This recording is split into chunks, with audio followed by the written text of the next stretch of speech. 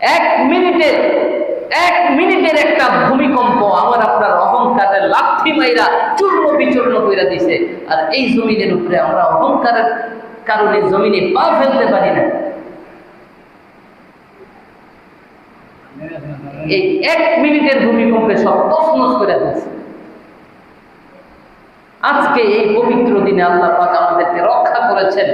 যদি আজকের এই ভূমিকম্প 3 থেকে 4 মিনিট হতো বা 7 মিনিট হতো, আজকের এই ঢাকার রাজধানী মৃত্যুপুরী শহর হয়ে যায়। কিন্তু এই এত বড় আযাব থেকে আমাকে আপনাকে রক্ষা করেছেন কে? এই জন্য আল্লাহ বলেন, ওরে মানুষ কি নিয়ে তো অহংকার করো?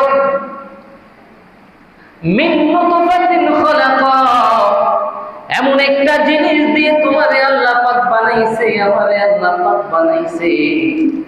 এমন এক ফোঁটা নাপাক পানি থেকে আমারে আপনারে আল্লাহ পাক বানাইছে, যে নাপাক পানিটার নাম মুখে সচরাচর নেওয়া যায় না।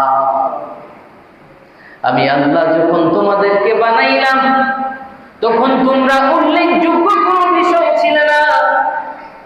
আমি আল্লাহ যখন তোমাদেরকে দুনিয়ায় পাঠাইলাম, বানাইলাম, উল্লেখযোগ্য কোনো বস্তু ছিল না। তোমাদের হাড্ডি ছিল না, তোমাদের গোশত ছিল না। আমি আল্লাহ মায়ের পেটে রাইখা ধাপে ধাপে তোমারে পরিপূর্ণ কইরা এই দুনিয়ার মধ্যে পাঠায় দিলাম। জোরে বলেন সুবহানাল্লাহ।